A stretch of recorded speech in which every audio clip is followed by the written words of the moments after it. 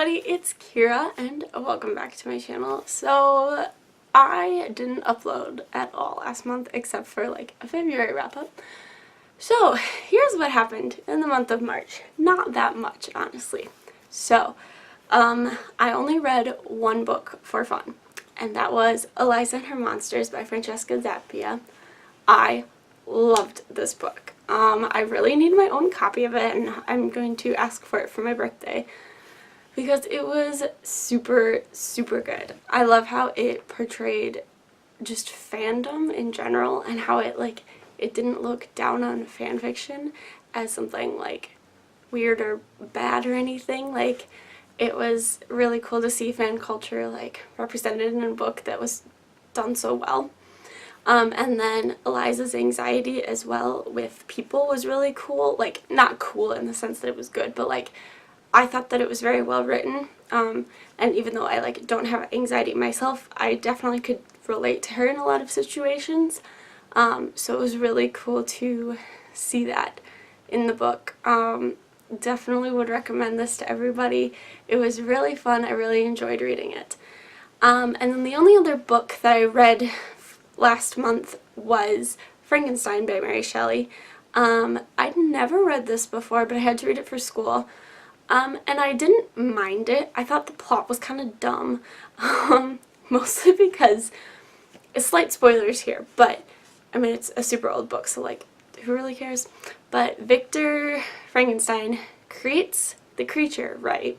And first off, he doesn't ever explain how it happened, how he made it come alive, which is interesting because I've never actually seen a Frankenstein movie either, but in all the adaptations that and kind of what I know about Frankenstein before I read the book was that it was some sort of electricity or something happened, hit the creature and then it came to life. But that's not in the book at all. But also he creates this creature and then the creature creeps him out and he's totally terrified of this creature. So he just runs away.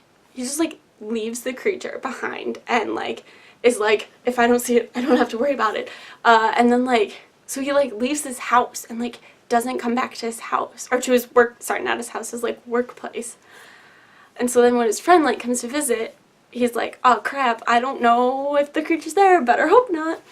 And his whole way of dealing with this monster that he made is if I just ignore it, it never happened. It's fine. So he leaves the creature alone for 5 years or something. And I just thought that was super dumb because even if you were scared of it, you would think you would at least do something to kill it or something if it was terrifying to you. So I thought that was really dumb. But it was really easy to read. It wasn't it was newer enough English. It was more modern English than some of the other stuff, than reading Shakespeare, so it was much, much easier to read than reading Shakespeare.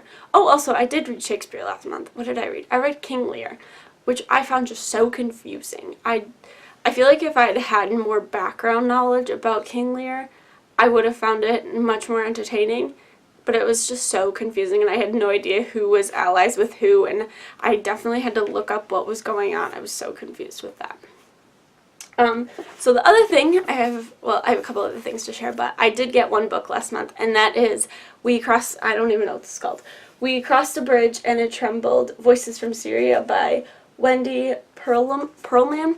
And this is the book from John Green's book club, Life's Library, which I actually discontinued because I haven't read any of the 3 books that are in my, that I've gotten from this so far. And I figure it's not really worth it if I'm not engaging in the conversation. But I do have this, and it's something about Syrian refugees, which I am very interested in reading. So I do hope to get to this eventually, but I'm not really feeling the mood to read, so I'm not really going to read it. And then the last for review / wrap up stuff is I watched the movie of Mortal Engines. So obviously I got this from the library, and it is now overdue, so I need to turn it back in. I didn't mind it. So I finished the book January or February. I'd been listening to it on audiobook to fall asleep to, so it took me forever to get through.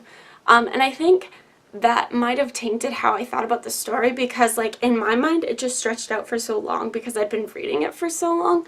But then, like, in the movie, of course, like, everything happens in, like, 2.5 hours or 2 hours and 15 minutes. So it just, like, everything seemed very fast. There were definitely things that they cut out, and I didn't really like the actor that they had to play Tom. Like, he just was not who I had pictured in my head as Tom, and I didn't really like how he played Tom in a way.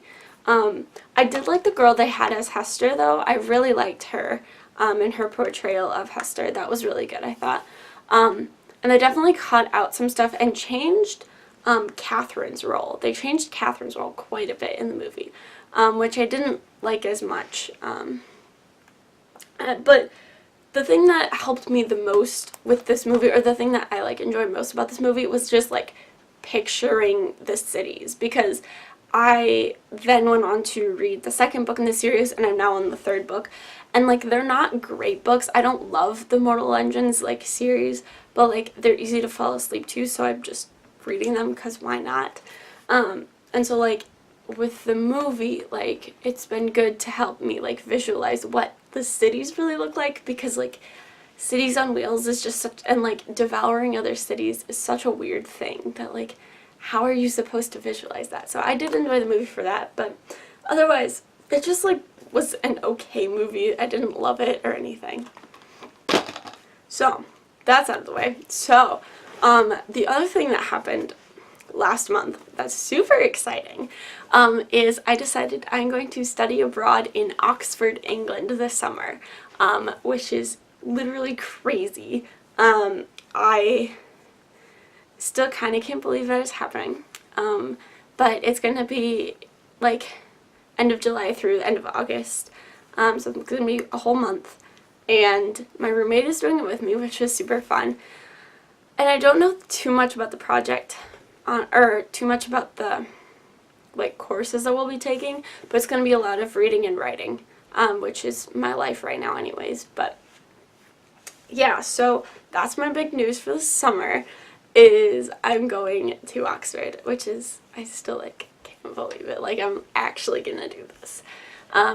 So if anybody lives in England or like wants to visit or something, I don't know, shoot me a message, because that's so cool, and I've never been to England before, so I'm so excited. It's gonna be so cool. So that's it for like a March wrap up. I'm gonna do another video talking about like current stuff right now, but that's pretty much it for March. I didn't do much else. I had my spring break, and so I went home and I hung out with friends and family, which was so nice. It was just good to be home.